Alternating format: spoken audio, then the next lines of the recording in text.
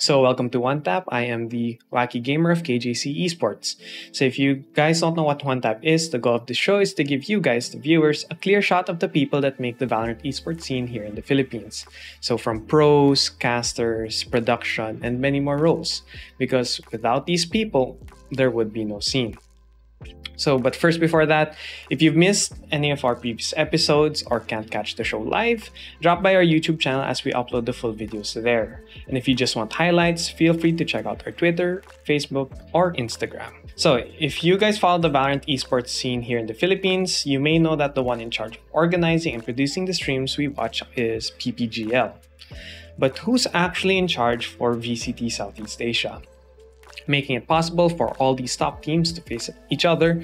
So tonight's guest is a Riot employee, and he's worked quite some time now in esports, not just in his position now, but also in casting. So tonight's guest is Alex Archambault, or on Twitter, OpalCast.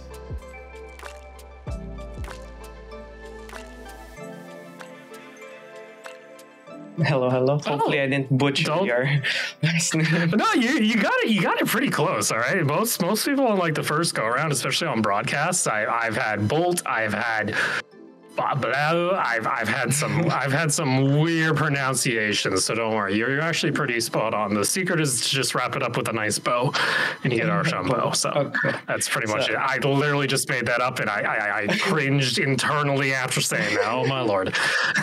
Anyways, let's see, chat. How was Alex's mic? Hopefully it didn't peak too high, because I saw here in OBS it reached the red. So, sorry for headphone users if it murdered your ears. Just a little bit too loud. Okay. I'll lower it a bit. Okay. So I did introduce you, but for those that may not know who you are, please introduce yourself once again. Yeah. Hey everyone, my name is Alexander Archambault, as mentioned. I also go by Opal. That is, you could say the gamer handle, the handle, whatever you want to call it when it comes to esports, your nickname. Yeah, I'm currently the project manager when it comes to Valorant esports in Southeast Asia. Been pretty much working on Valorant since pretty much October, when I joined in over on that team. And then, yeah, before that, was a caster for way too long. Still like doing casting, but right now I've been pretty focused on VCT. But before we do focus on VCT, I'd want to know more of your journeys. So how did your start in esports begin? So you did say casting, but was it really casting, or did something else happen? All right, I'm just trying to think, like, when was the esports day? The esports days that kind of started up here.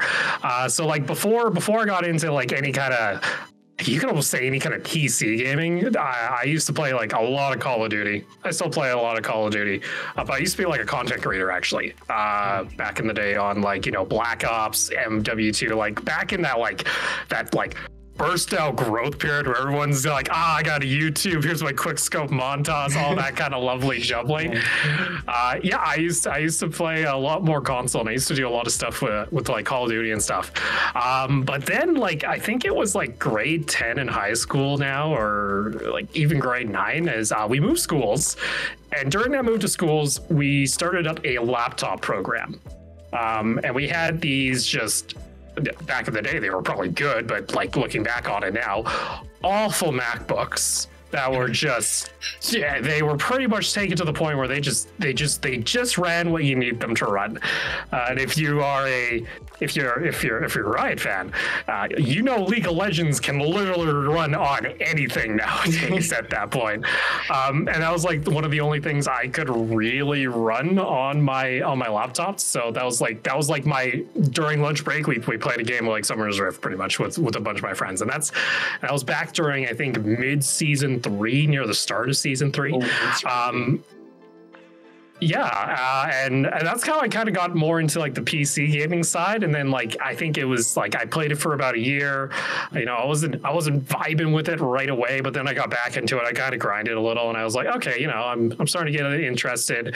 And I checked out like the competitive gaming stuff. Like I think there was a pop up in the client or something. I was like, oh, this is kind of cool. And then I was like watching because I was like, oh man, I should watch this, and I'll maybe get better at the game if I figure out like, you know, what the pros are doing. That makes sense, right? I should be able to like cheese some strats, get up to gold or something. I don't know.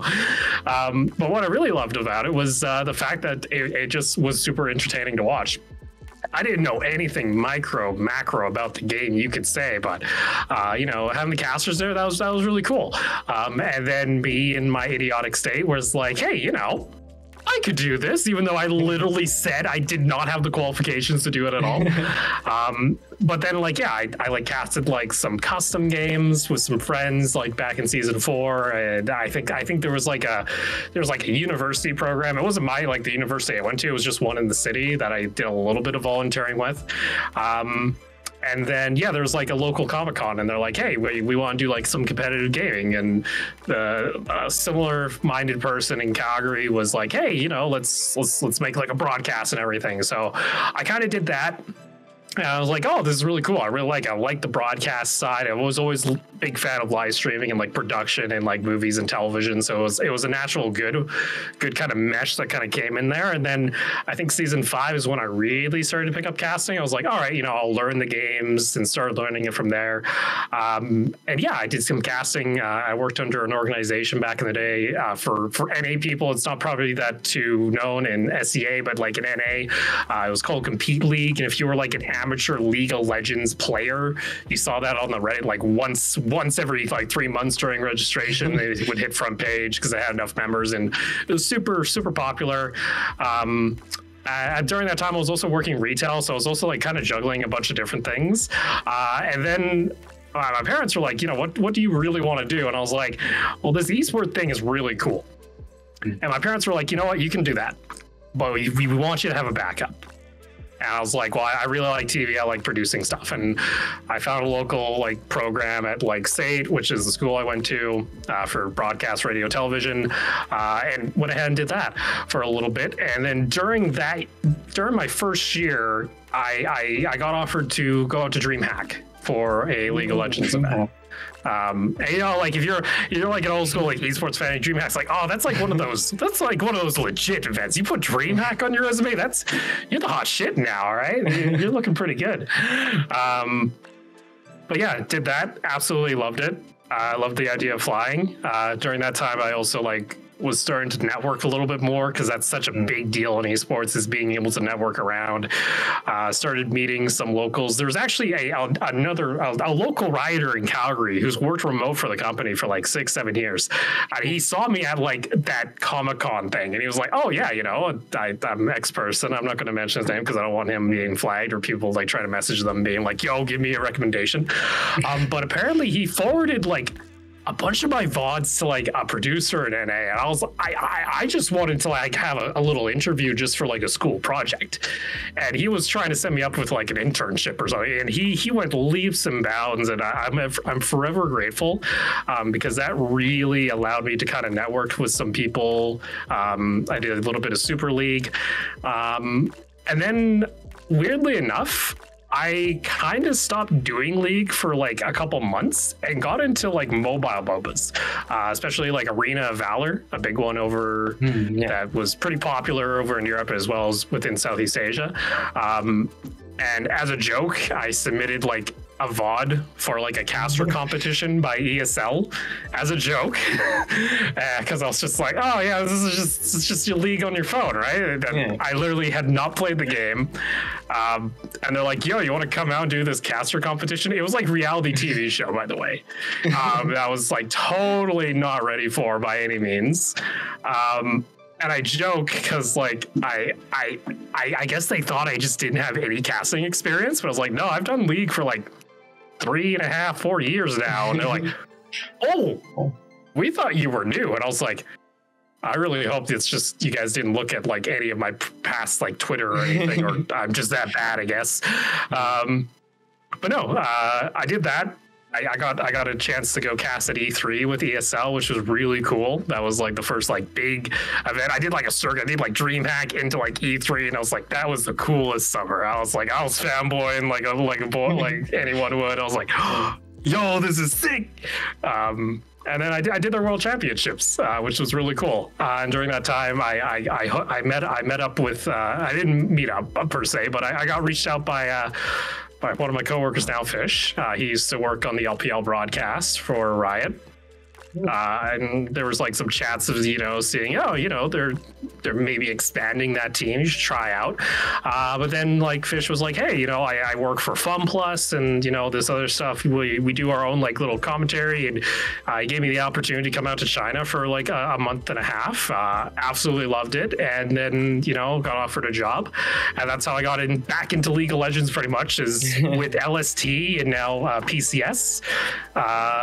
After though, FPE and then COVID kind of hit, so a bunch of other stuff kind of hit there, and then I got reached out here by head of our esports, Chris Strand, that said, "Hey, let's try and make something happen. I think you got a smart mind." Which again, absolutely flattered. Don't know what he was watching. Don't know where he got that information. And now we're here with Valorant. How was it though? Like from just trying casting out and then actually flying to different events and then suddenly becoming project management, trying to plan out for esports itself. So it's not really casting, it's still production, but I feel like it's very different worlds of work per se. Well, back in those like Compete League days, I did a little bit of league operations, just a little bit in there. So I had some previous experience kind of heading into that kind of role. But like, yeah, it is quite a difference, especially like, you're traveling around. And I would like to be able to like get myself settled down somewhere personally. I love traveling all around, but I would like to have a hub. And that's always been kind of the end goal, is to find myself like a hub within Southeast Asia or something like that. I did a couple events over there, especially, and absolutely fell in love with just like the community. The fans, have a lot of friends over there now, and that's why that's a big drive. What keeps me very invested into the scene is trying to make awesome things for those kind of people and for those fans that were absolutely so welcoming when I came on over. But to say like the change, it's a pretty drastic change, and it's one of those big things. I'll admit, you always kind of deal with a little bit of imposter syndrome where you're like, do I really do I really qualify to be doing this? And luckily, I have a great team around me that is always motivating, both within Southeast Asia as well as back in the global team. Absolutely a lot of support there that makes me more confident in the role. Actually, I want to ask, because you actually went to Iceland for Masters. Where did you guys watch it from? Were you like the audience per se in the place there, or was it backstage watching? I'll go into what I can. Like, obviously, we did have an audience. Obviously, following COVID protocols, you could say though production was the audience. And I'll touch on that a little bit. But primarily, what I did is I was with X10 a bunch. I made sure that those guys were taken care of during their event. And you might have saw like me in a black shirt somewhere on the broadcast, a little Easter egg, during a coach room segment. But yeah, I was there to make sure that our team was being taken care of and that they felt welcomed, and making sure that they had themselves a great event. Who was the most excited with being in Iceland, or were they all equally excited? Because from the videos, from the streams, it's like Patipan who was like super hyped up when he entered stage, but like, was Patipan also that hyped up out, moving around Iceland and all that? That entire group of that entire team was an absolute treat to have. Those guys are just so very grateful to be out there. That was the biggest one. Is they were great to have. All of them have their own little personality things. I'd say the more you could say entertaining ones on stream. Patapon and Cruz. Yeah, they were pretty hyped to be there. And honestly, it looked like they were having lots of fun, and that was the more important thing to make sure, is that these guys, especially for a lot of them, their first international, just making sure they felt like they were at home, and they felt like they were being cared for, and that's a big component of why I do what I do. if I recall, Crows speaks a lot of. He's very fluent. Actually, he was the one mostly interviewed because he was very fluent in English. But since you're in charge of VCT Southeast Asia, has there been communication issues when like reaching out to certain teams, reaching out to certain event organizers? Has that is that an issue that you've faced before, or? It's very rare. I will say, like, we have lovely, amazing partners within Southeast Asia that help, run VCT in all these localized regions.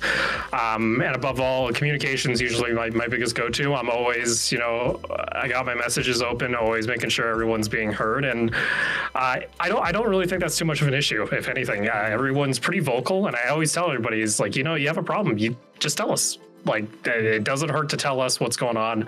I'll try and do my best to try and help you out. What I think time zone is a clear-cut issue with planning for VCT Southeast Asia, but what are some things that maybe people don't know that's actually, some things that make it difficult to actually plan for VCT Southeast Asia in the maybe time zone that you are in, and maybe culturally as well, like Philippines, VCT Southeast Asia is huge, like Vietnam, Thailand, Philippines, like there's so many cultures involved. So, are there any issues or concerns there? Yeah, I'll say like my time zone, I guess, is the best way to say. Like, it doesn't matter. I'm up when I need to be up is the best way I put it.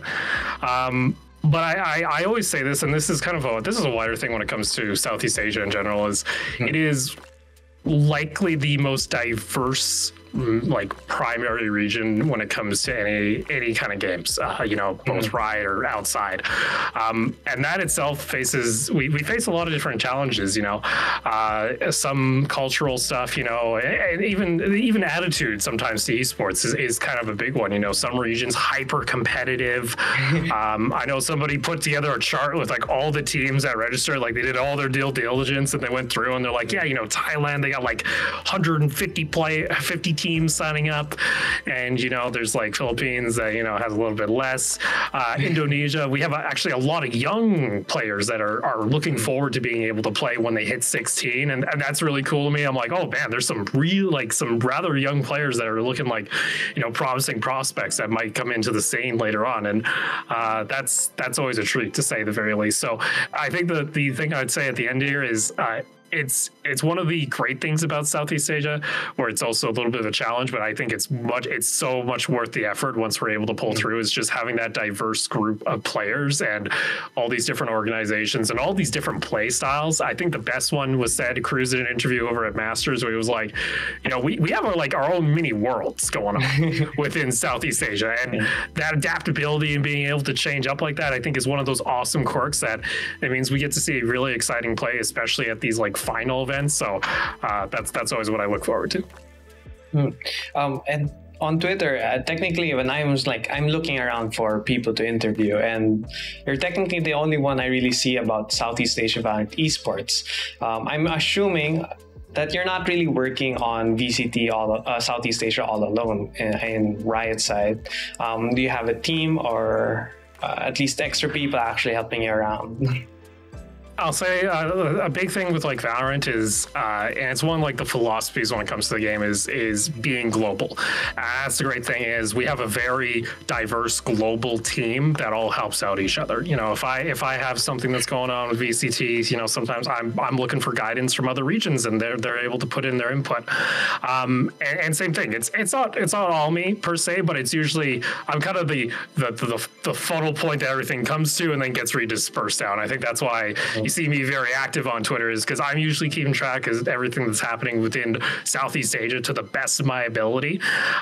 And like I said, we have amazing partners that help ease some of that process, help ease some of that workload for me. Because trust me, if I didn't have these partners, I don't know what I would do. I'd probably go a little bit crazy.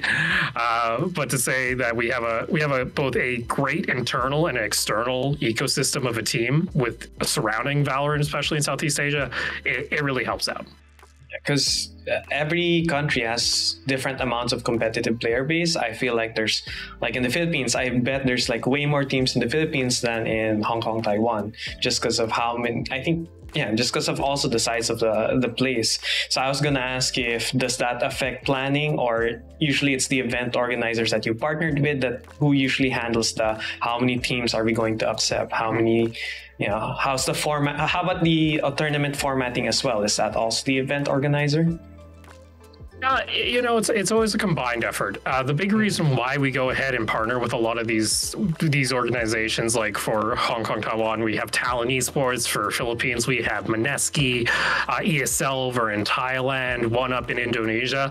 Like all these teams and all these operators, they have experience within those individual regions, and they help. And having that past experience really helps alleviate some of those pains, and it's always good because they're extremely experienced. And for me also, it acts almost like a chemistry kit. We get to try out all these little formats in localized areas, which on their own it's not too crazy. Like some do a little bit of double elim, some do like a round robin here or there.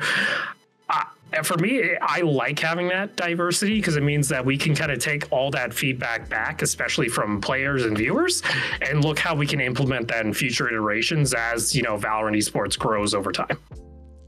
I am curious though about one tournament formatting, and that is VCT Stage 2 finals.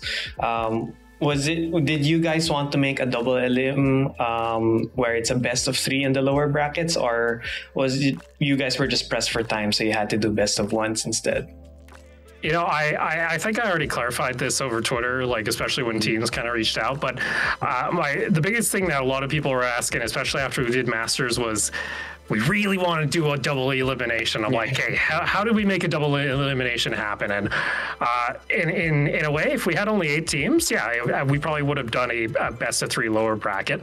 But of course, then we had the introduction of Vietnam, which in itself is super exciting. We get to see another market join us when it comes to Southeast Asia. And that does mean we sometimes have to pivot, and sometimes we have to get a little bit creative with some of the formats. So my personal take is, the overwhelming amount of teams that said, hey, we at least want to have another shot to play if we drop down, was very important for me to have when it comes to stage 2. And of course, something I'm hoping to expand on when it comes to stage 3. And I think everyone enjoyed it because, you know, it's the first time really Southeast Asia is joining in a major LAN event, and having like the lower brackets, like a sudden death, it feels like you have to really be worth reaching the grand finals in a way. So for me, I enjoyed it. So yeah, you know, there was always a little bit of mixed opinions when it came to it, and there's valid arguments on both sides. One biggest one, like, you know, if we go into super long series, it's going to be super long days, which I think Southeast Asia we've gotten accustomed to. I don't know if that's necessarily a good thing, but I know like in a lot of titles, like I've done grinder of days, you could say, at the very least, like in my time across like a couple of different titles.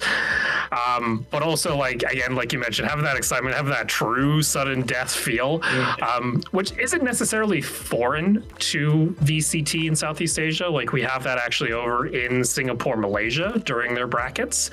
And I believe Thailand does a slightly sudden death during the open qualifiers as well. So to say it's like it didn't come out of left field or anything, it was something that, like I mentioned, that toolbox, that chemistry kit where we get to experiment with all these different kind of formats and then see what works best when it comes to those finals. I think in the Philippines as well, we have for the qualifiers before the VCT Challenger's playoffs. There's like it's a best of 1, but there's like a round robin style as well that happens. I'm really unsure because I don't compete, but I use VLR.gg, so that's what I see at least.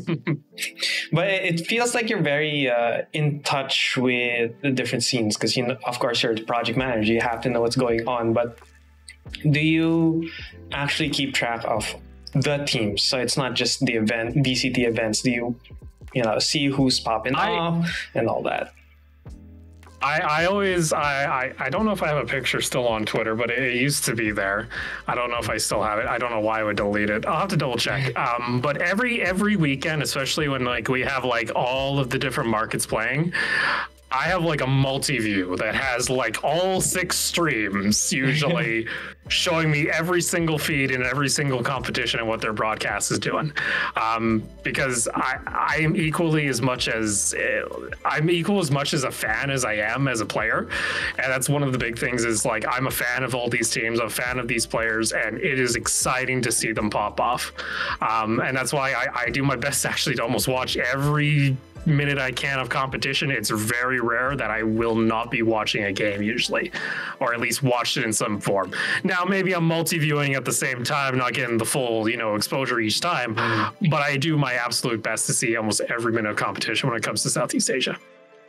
Other than, of course, X10, because strong showing in Masters 2, what are other teams in Southeast Asia that has left like an imprint on your mind? Well, honestly, we still have like the other Thai team, Full Sense, you could say. They looked pretty strong after coming back. That used to be the former NG Black roster. So they've actually been able to make it 2 finals, which is really good. Singapore, Malaysia, they're kind of the sleepers, you could say, like the sleeper agents of the region. Like they are lethal when given the opportunity. SMG back in stage 1 had a great showing. Paper X, they were so close to going into that final. I think it happened twice, and it was a heartbreak for me because I was like, man, I like seeing a little bit of that regional rivalry when it comes to the finals. But Singapore, Malaysia, but also like it's been great to actually see, especially within the Philippines, we're starting to see a little bit more of like some personalities join in. Like we saw G Insanity come on over for stage 2 with that team. I absolutely love tuning into the streams over from Britain, especially like dubstep, and watching them play. For me, I love seeing all these kind of different competitions and seeing who's actually starting to pop off. And another one that really surprised me is just how powerful Indonesia has become. The representatives, especially during finals in stage 2, though, they got brought down into that lower bracket. And Excellios made that massive run back from the first lower round robin. Like, that's insane. And yeah, it's been great to see that. Who put it best? I think Cruz again, because he does all the international media. Back on the stage 2, where he was talking about the fact that almost every region, every market that we have here has like a solid 2 / a solid top 3 that can all kind of go toe to toe with each other. And that for me is super exciting, especially when we come into our, interregional, international events within Southeast Asia. I got my brain kind of lagged there, but because you were talking about also Malaysia, Singapore as well. I remember there was an issue before, but yeah, Malaysia, Singapore, there was an issue where in Masters 1, it was actually technically the 4th placing team that represented Malaysia, Singapore. So when it comes to those Hong Kong, Taiwan. Hong Kong, Taiwan, Taiwan. There's a lot of different things that go on in Southeast Asia. So much news. But when it comes, and also in the Philippines, we have our own, which is I think Affinity Esports. There was an issue with the organization with one of the players, I think, cheating. When it comes to those banning of players, banning of teams, do you take part in such a decision making? The best way to put it here is it is a group-wide effort when it comes to any kind of issues like that. I can't go into too much detail, but that's one of the perks when it comes to having like past experiences, especially with like League of Legends, is we have kind of formulas on how to approach different kind of instances, but we're not afraid to kind of have to swap things up, especially when we enter something into a new genre. So I can't go into too much there, but I will say we have a great team that's able to get down to nitty gritty and help us solve those issues when they arise. And I just, hopefully it can be answered. Are there different types of bans or suspensions? Like, if I cheated in a game, can I, Vanguard caught me? Oh wait, no, then that means I wouldn't be able to play Valorant anymore. I was about to say, you wouldn't be able to join in on VCT. Let's say there was a certain type of ban that wasn't, cheating, hacks. Am I still allowed to join like community events? Am I still allowed to play with friends in like a university tournament that's just in the university? Does Riot handle stuff like that in terms of the bans or no? Again, I can't go into too much detail once again, because I can't give too much away. But the big part of Valorant itself is we have a very open ecosystem, but we try and do our best to be vocal about things that we frown upon. So like instances of cheating and things along those lines, where personally I don't feel comfortable, and this is just a personal take, is I wouldn't feel comfortable if someone gets banned from VCT. For me, them competing in any form of competitive Valorant to me is concerning. And that's just my personal stance on it. But again, different situations have different outcomes, and we have varying degrees of steps we would take. And then next is from bans, we go to guidelines, because I wanted to hold like a community tournament, and then I saw the guidelines. And then I realized, wait, I'm just like getting, 4 teams. Do I need to like get guidelines? Do I have to get a permit from Riot? Does it have to be approved? So to the people out there that don't actually know the steps that they should be taking to make a tournament, should any tournament be Riot approved, or there's like a level where Riot's gonna go like, nah, you just do your own thing, you don't need our permission?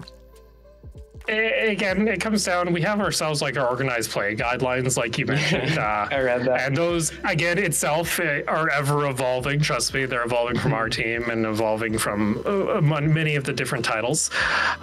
And it's very hard to kind of make a one-size-fits-all solution, especially given how vast and diverse our region is when it comes to Southeast Asia. It's hard to have a one-size-fits-all approach. Like if anybody was ever kind of wondering, should I maybe ask about stuff along those lines? My kind of rule is like, if you're ever asking for like people to pay into your tournament to enter, that's usually meaning you have some kind of money going on, you have monetary stuff there, and stuff has gone wrong in the past when it's not really taken care of, or it's not fully kind of, what's the best way to put it, run properly, I guess is the best way to put it. And protecting both, our VCT professional players, our organizations, but as well as our tier 2 players, and making sure they are not having bad experiences when it comes to organized play is, again, another aspect that we take into account. So I know the answer isn't going to be loved. It's not a one-size-fits-all approach. But my thing is, like, if you ever have sponsors going on, or you have, entry fees or something along those lines, it's best to consult those guidelines. And if you're not able to get a clear answer from the organized play, that's when I say, hey, don't be afraid to just reach out to the community's email, because that's what it's there for, is to help answer those questions and help get to those verdicts faster. And if ever, will people that didn't know that the community guidelines existed, will they get in trouble if like it's a really large event, something happened? Will Riot step in? Is that something that could happen? Again, that comes on a case-by-case basis, and it's hard for me to kind of mention anything along those lines. Like if somebody's like, hey, I want to host like a $100,000 tournament, I'd probably be like, okay, I just want to make sure that everything's good here, or, again, it's a case-by-case basis, and I can't go into too much detail, because I gotta be careful where I am. So my best case is, sometimes if the guidelines don't make too much sense, I would just email. That's the best thing you can do. So anyone out there in chat or in stream that's thinking of making a community tournament, read those guidelines. Just search for the rules of play. Was it? Organized play. It's the organized play. Yeah, the organized play policy. It's on all the local Valorant websites, so the Singapore, Malaysia, and then it's also translated over into the Thai websites. Came out in about March, and for us, that's always like our main document that we reference, and is meant to help tournament operators when they're looking to organize events. I'm just imagining like everyone who learns of the organized play guidelines, suddenly you're just getting like 100 emails for like these small scale community tournaments. Well, like I said, in those small community tournaments, most of them are going to be okay, and usually they don't even need our approval, as long as they fall within those little guidelines that we place, especially for like organized community play. Usually it should be good to go. If all you're trying to do is just have a fun play environment, it's very rare that you need us to give you the thumbs up. Usually it's okay. Okay. And even when you were a caster, you talked about like microplay, macroplay. It's some things that you had to research about. For Valorant, did you go, did that part of you go into that nitty gritty of the game? Like you went all Sean Garris with trying to break down the game, or there's not much need for you to do so? Is it? Yeah. So. I think it's relatively important to have an understanding of the game at a professional level / a high elo, high MMR level. Because again, actions that I take, especially when we come into planning around VCT, can be relevant if I have a poor understanding of the game or how teams operate or what teams are used to. Because a lot of people, and this is one of my favorite parts when I came to working with the Valorant team, is everyone's like, oh, this is what we did in League of Legends, and everyone's like, well, we're not League. We get to do our own thing. We get to experiment, and I think that also is reflected very much with VCT, considering we have ourselves such an open ecosystem compared to like the established leagues that people I think are used to when it comes to our other titles. But even that, just like the brand identity, like I don't know, VCT, it's got some cool looking graphics. It's got some cool like teasers, everything. I was like, yeah, we never had this kind of style when it came to like League of Legends or something. So. Yeah, I think coming back to your original point, having a understanding of the game at a high level, it's relatively important to me. And trust me, like when I was at Masters, like in my head, I'm like, oh, why are they pushing? Why are they pushing? Don't be pushing, please. Why are you guys pushing this? Come on now. Or, why are you putting like almost being like, a commentary myself in the back of my mind while I was watching all the teams play. How did it feel to see that X10? Because I a lot, if you check, I follow the subreddit for Valorant Competitive. Everyone was like, oh, X10, it's Southeast Asia. They're not, they're going home early. So how ecstatic were you to show the people that Southeast Asia was here to play when it was Master 2? I was beyond excited, and in all honesty, I think depending on how that bracket draw goes, they might have made it a little bit further. They were on the very tough side of the bracket, to say the very least. You had Sentinels, Fnatic, Vikings, all within your lineup, pretty much. Yeah, like I actually think they had themselves an opportunity to go a little farther, and I think some of their games they even showed that. But I won't lie when I say Sentinels, especially, and then Fnatic even to an extent, or we're kind of on a different level from the rest of the teams there. But when it comes to like as you mentioned, like the Reddit. Yeah, I'm going to give you a guess. Who's the first person that goes and shows these players, what's going on the west side? It's usually me. I usually say, guys, you know what, like. Especially when Padipon did his entrance, the first thing I do after like I wait 2 minutes, I'm like, that's on broadcast. Here's your moment on Reddit. Here, everyone loves you. I'm digging it. And even then, like I think it's very exciting, especially for our region, because I think the potential when it comes to Southeast Asia is there's actually a very high ceiling to the potential that we could see in play. I think we're only starting at the very bottom here and starting to work our way up, where I think teams produced here can easily go toe to toe with the best teams in the world. And I think I hope teams also kind of get over this kind of mental block that, we're not going to beat these teams. We're not going to go up against the best of the best. And in all honesty, like I'd say, X10, given, a couple mistakes adjusted, probably could have taken that series off Vikings. And they actually had they had a decent map up against Fnatic, and that's nothing to kind of groff at. Again, I think there's solid potential within Southeast Asia.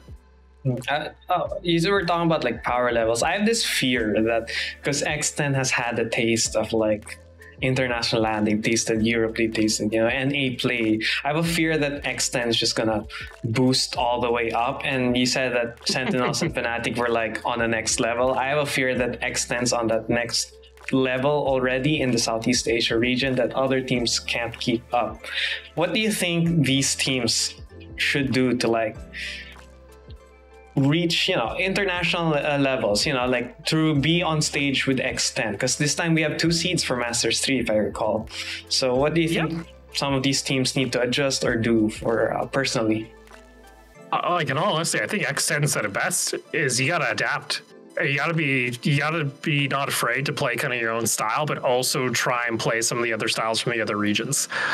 One of the great things that they did, especially at the local level, is they adjusted when they needed to. They adjusted for international play as well, and noticing that, saying, hey, this might work back in Southeast Asia, but maybe we shouldn't be trying to rely on these strats all the 100% of the time, and be willing to learn from some of these other teams. So when it comes to the local teams too, I don't even think there's too much of what we usually would call like a power funnel, where there's only going to be one or two really top good teams.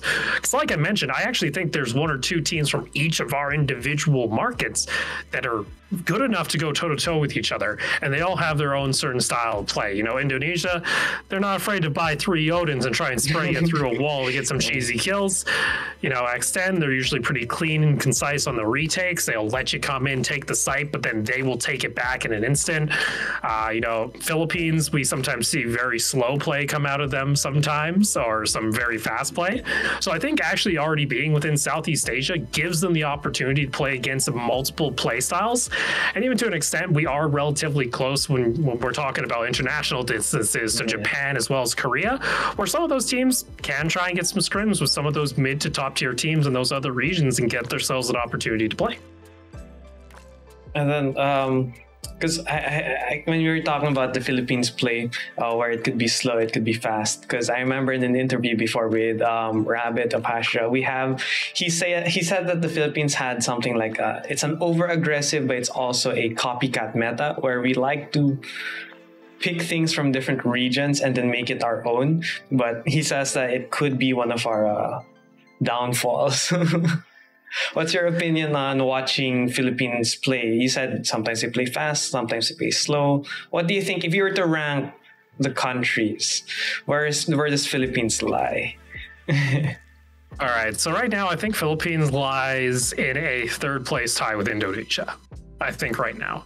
I think both squads can go toe-to-toe each other. We even saw that back during Stage 2 finals where, Boom went up against Bren and Bren was able to take it. Pirates came out of the gates too. They came swinging unexpectedly and did very well. So to say that I think it's okay for teams to try and copy another team and then try and make adjustments, because that's just how metas are formed.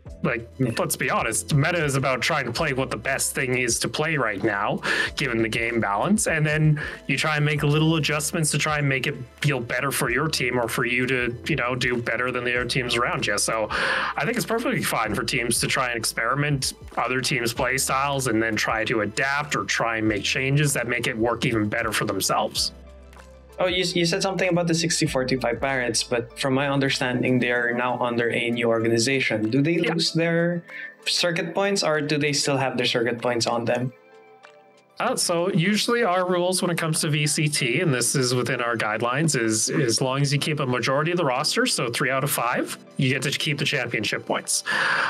So I believe they are maintaining a majority of that same roster, so Zeal should have those championship points from 6045 Pirates. So 3 out of 2. From stage 1 all the way to stage 3, 3 out of 5. 3 out of 5. From stage 1 all the way to technically champions, you have to have at least 3 members. See, so you can't just swap one, then because it turns into that kind of, what's that old tale where somebody had a ship and then they kept replacing a part of the ship over time. Is it still the same ship in the very end? And I think that's kind of a similar style that we have when it comes to this. Is it's also meant to be a way that we encourage teams to stick together, but also so that organizations can't necessarily just drop their entire roster and then pick up another roster before an international. Because that for us this looks like the strongest roster. Let's pick them up and drop ours, or something like that. Yeah, exactly. It's meant to be a form of way to protect teams and also players as well, so that it gives encouragement for teams to stick together over the course of the year. Being an open ecosystem, that's not necessarily always going to happen, but making it so that teams feel comfortable that they can make small roster adjustments over the course of the season, try and get better, isn't out of the realm of possibility. And then for this year at least, we're running the circuit points, and then are the points right now like what we're going to use next year as well? Like if you're in 3rd place, this is how many points you'll get, or is it ever changing, ever adjusting? with almost everything that we do, especially Valorant, it's going to be ever changing, I would say. I can't go into too much on the plans for next year because, to be honest, sometimes I don't even get to see those plans. You know, those are usually the people above me that get to sort those out. And my job is more execution right now and then in the short term. And we'll have to see how that format evolves over time. If it's going to stay the same, or we're going to see changes. Who knows? And then since you've had a taste of, you know, DreamHack, ESL, and then of course FPX and all that. So you've seen teams grow, you've seen how certain scenes grow. What do you think is needed in the Philippines for the esports scene to grow even more? Because before it's usually, I don't know if you know Mobile Legends Bang Bang, and COD Mobile, it's super big here in the Philippines, and I think the scene is kind of well established. But then for a PC game like Valorant, what do you think people or event organizers or teams need to do to really level up and like show people that, hey, this is a market, there's growth here? What should we do? I think I'm here also, so what should we do? Yeah, and this is a hard question for me to answer because I can't be a net-all answer for everybody. And that's the thing that goes back to SEA itself being such a diverse region where it's not a one-size-fits-all approach. For me, a big thing that I wanted to do, especially when it came to Valorant within Southeast Asia, is I want people to feel like that this is, again, you're part of our global ecosystem. You are part of the rest of the circuit. I want teams to feel that that's important, especially when it comes to teams. It's, again, being willing to, especially if you're a player, if you're a player yourself, being sure to have a good brand yourself, expanding your like socials and stuff along those lines. It's an understatement to say the very least, but it's so important into the long run. It's hard for me to kind of give you a good end-all answer because, like I said, I'm still trying to figure out that answer, and that's part of my job is looking toward the planning and seeing how we can continue to grow the scene when it comes to VCT in the long term. And again, we're only in year one when it comes to esports. A lot can change over time. A lot can change pretty fast. So again, that's an ever-changing question. It's really hard to answer. Well, I think it's great to see though the level of like care as well from Riot to really include Southeast Asia in the ecosystem, because you know CS:GO, we never got that kind of love, and though it is Riot like League of Legends, we don't really see a lot of Philippine teams, you know, get there into Worlds and all that. So I feel like seeing Philippine teams facing off other regions, and it's on Reddit, people see it, you know, it's globally accessible. I feel like that, personally to me, I feel very happy that we're very much included in that global ecosystem, especially with X10 showing that, hey, Southeast Asia's here. Yeah, exactly. And the fact that, you know, these guys are still interacting with all the players back home. You know, we see the odd banter between like the Indonesian squads and the Philippine squad sometimes pop up from time to time, and even the local rivalries too, like, you know, the bloody bananas. Okay, I yell bloody bananas. I want that. I think that's the biggest shock for me, is just actually seeing the amount of personality that a lot of these teams have. And for me especially, I want to be able to help all these teams showcase what they have when it comes to the international stage, or even the semi-international local stage at our finals. But are you talking about the bananas of Hashra when they became King Slayers? Yeah, the King Slayers with the bananas, and then they got beaten, and the team that beat them then had the bananas on it. It's an endless cycle of bananas, is what I'm getting at from what I've been told. and then Vietnam with their they're the group, I think they're the country or market that I know that has the most knife kills, if I recall. Yeah, trust me, I wasn't expecting that out of Vietnam. I'm not gonna lie. I'm shocked they're getting away with those knife kills. You know, it might be just coming down to maybe some inexperience. Again, the game recently launched over in the country itself, so we're going to see a lot of players now actively play it a little bit more and get a little bit more experience, and maybe we won't see so much, I could say, wackiness transpire in some of those matches. Because trust, watching those matches as a fan, you're gonna have a good time. I don't know if it's gonna be like the time you expect, but it's gonna be a good time. Yeah. And I think that was my last formal question for the interview. I think this time it's free discussion. Hopefully, there's people in chat out there who have questions for Alex, being one project manager for Valorant Esports in Southeast Asia, and also maybe if you guys want to ask about his, more about his casting experience and all that. So while we wait for chat for chat's questions, anything you'd like to plug or shout out?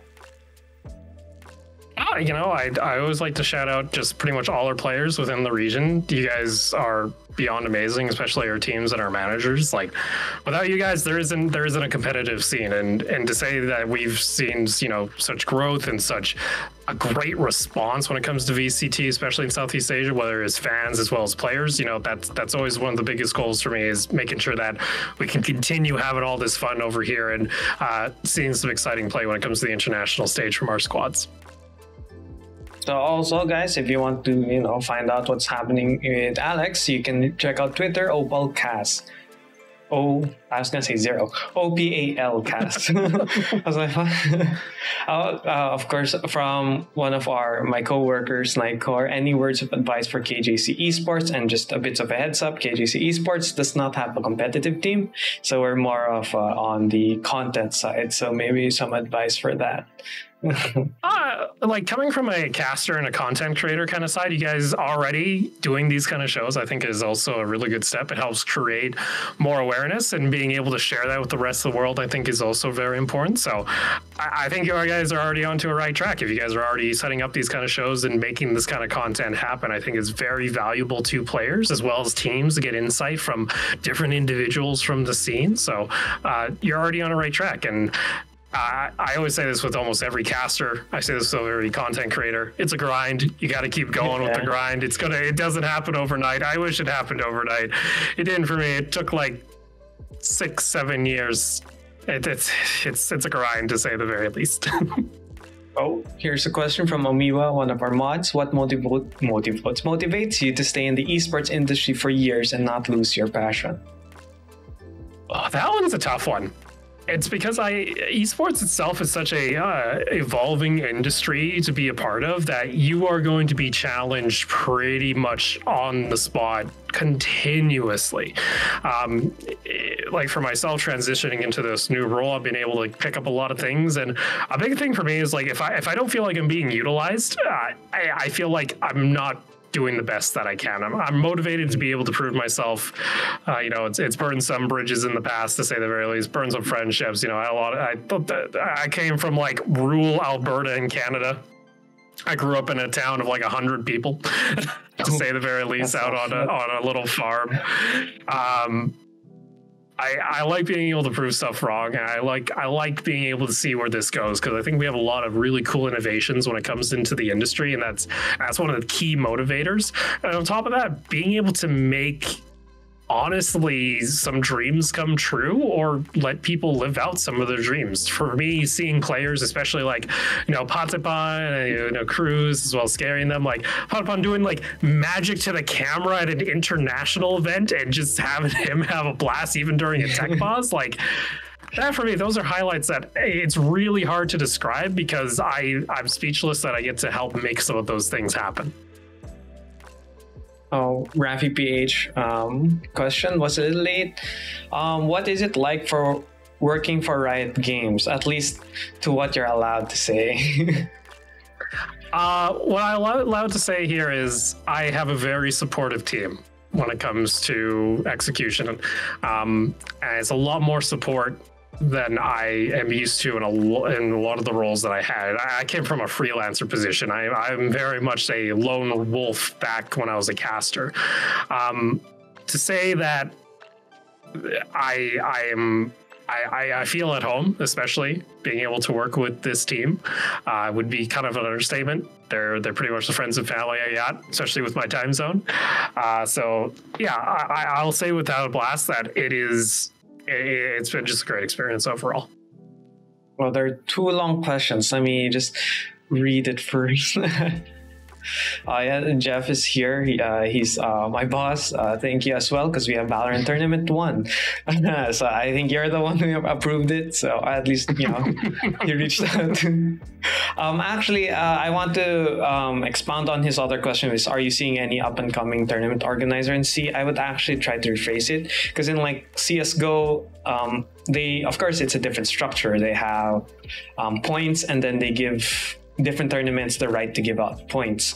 But in Valorant, other than VCT, are you looking to like when it's not VCT, are you hoping to have something Riot partnered for like off season, and we're not looking at the Champions Tour?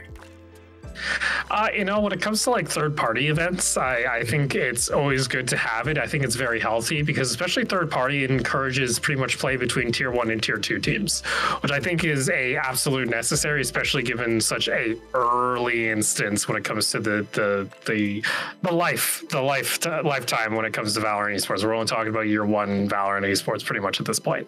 We only had a year 1 university last time around. As far as like individual like tournament organizers, I can't necessarily highlight individual ones off the top of my head, but I will say that there has been a spurt and a massive growth, especially when it comes to Valorant, and that for me gets excited, because it means we have a lot of communities that want to play competitively at this game in some form, and that helps motivate me. It helps make it so that I have kind of a there's the primary missions, but I also have like an ongoing mission that says, hey, a lot of people want to play competitive Valorant, they want to be into these tournaments, they want to experience esports. What can I do to try and make that happen? For some reason, I was thinking, hey, can Riot, because there's a limit to what you can be in VCT, which is you have to be Diamond 2. So I was thinking, well, would Riot ever hold an event where it's just irons or just golds and plats? I'm not going to speak on behalf of Riot here. This is from my personal experience back when we did Compete League.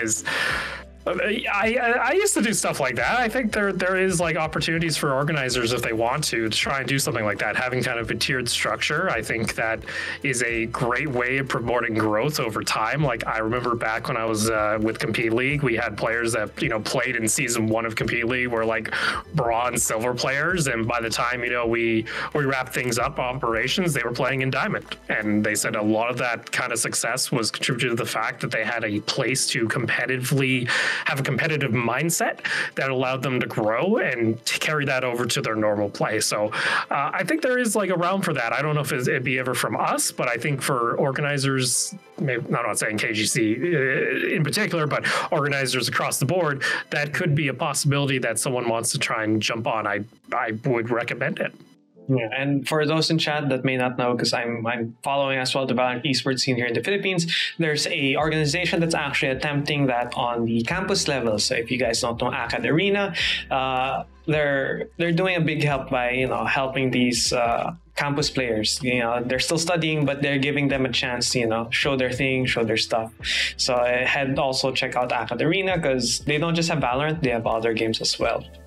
And then from Rafi, how important are observers in tournaments and events? And I think I'd like to also do a follow-up question instantly, which is it hard to find observers for these events? Because it's not the most, well, at least in Southeast Asia, it's not the most famous role or the most dazzling role out there.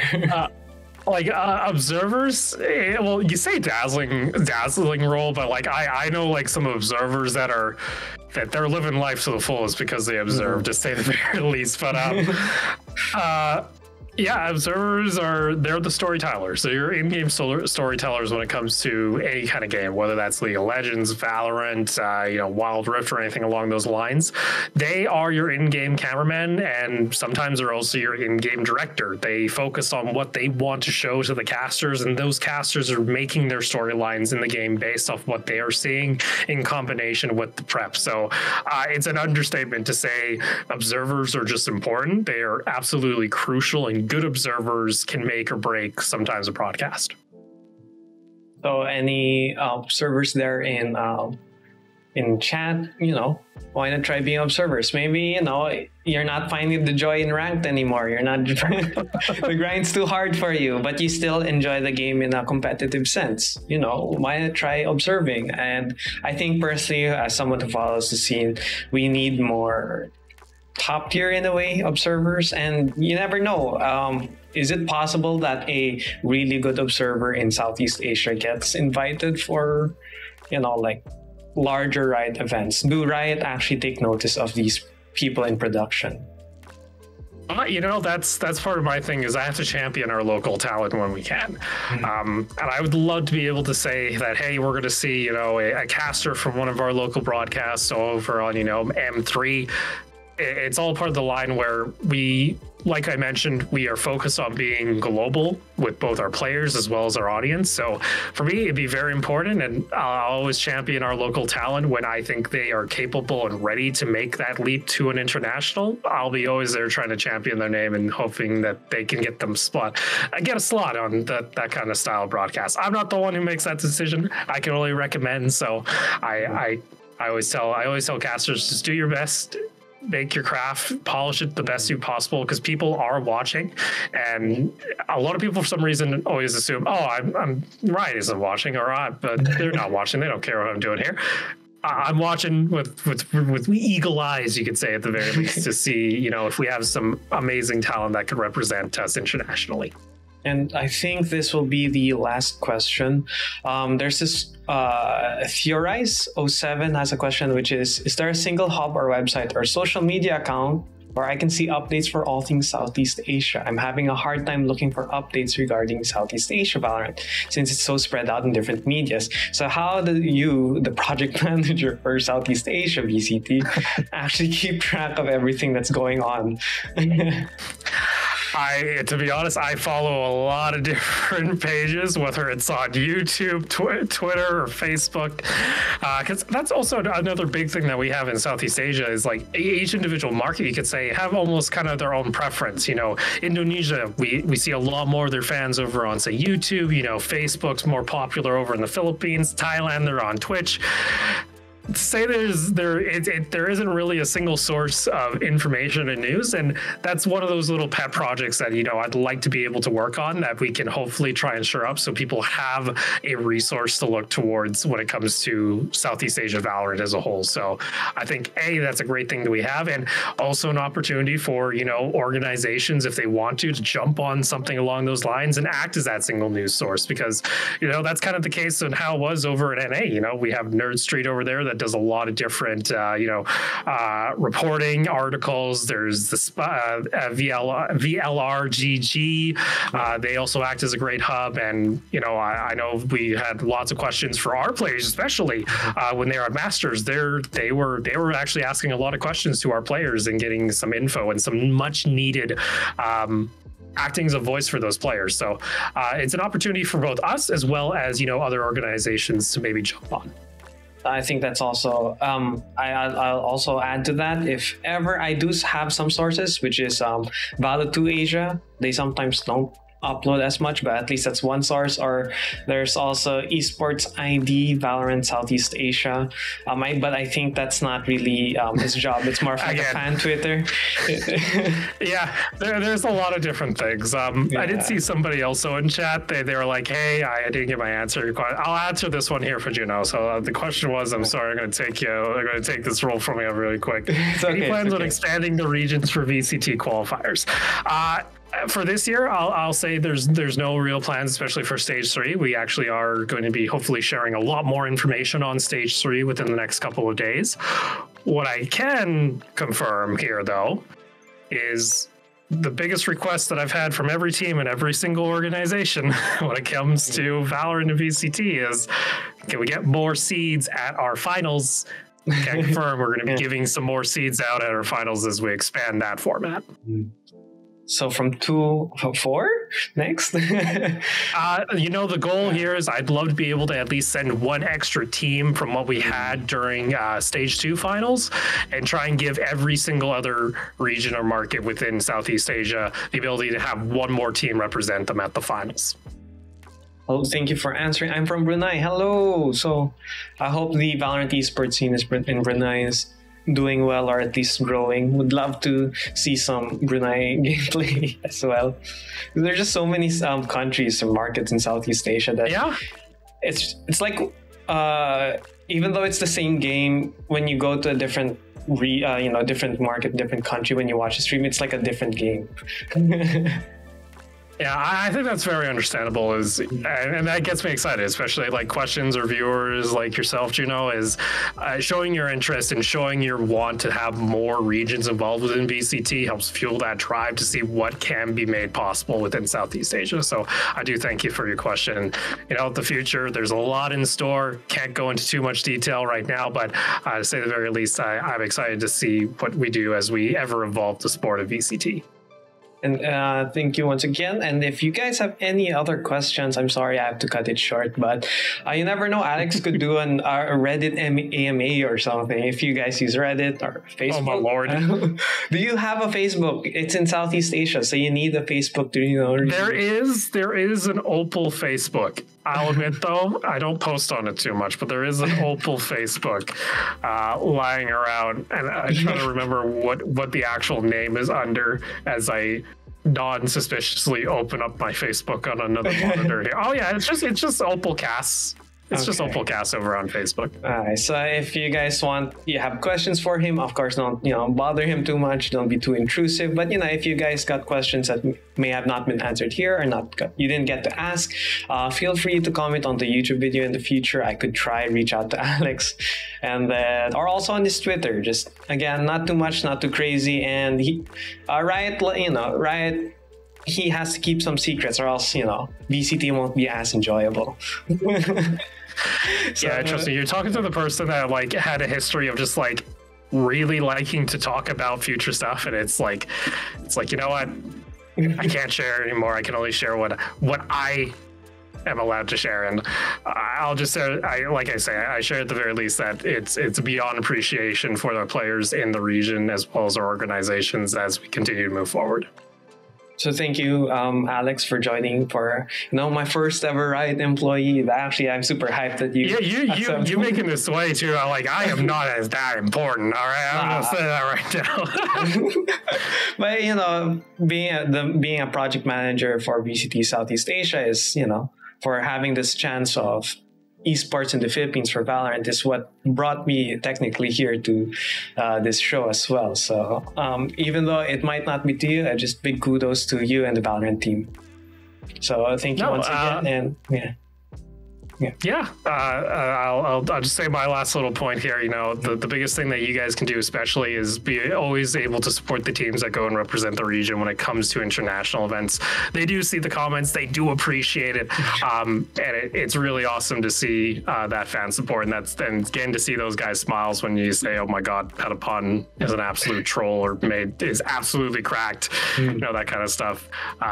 Seeing those reactions and seeing how everybody feels about the game is absolutely one of the most important things. And like you mentioned, you can always message me over on Twitter, hit me with that at. I'll see if I can answer on Facebook. From now, just Twitch. During one of my random Riot game, any Riot gaming, I'm playing Devil May Cry or something on the side. I don't. He also has a Twitch, Opalcast as well, if I recall. So feel free to drop by on his streams or on Twitter. And once again, thank you. Say goodbye, chat. Bye bye. There you guys. Okay, so that was Alex, Archambault. Sorry if I butchered that once again, but I hope you guys learned more about Southeast Asia VCT, more on his role as well as a project manager. So if you guys need to know more about the scene, he does tweet about some events that he has his eyes on. So if he has his eyes on that, why not watch those tournaments as well? So if you guys missed parts of today's show, don't worry, we'll be uploading the full videos over on our YouTube channel. And also don't forget to follow our different socials like Facebook, Twitter, and Instagram, and be part of our community as well on Discord. There will be no episode of One Tap next week, as next week will be the Valorant Tournament 1 organized by us, KJC Esports. So there's a lot of teams there, Paper Rex, Cerberus Esports, Todak, Hashira, CBT Gaming. So it's a lot of players, a lot of teams from different countries here in Southeast Asia. So hopefully you guys check that out next week. We also have our scrims this week before the tournament. So I'll keep you guys posted on any new content for One Tap or any other shows. So just be sure to follow our socials. And I'll see you guys next time. Bye-bye.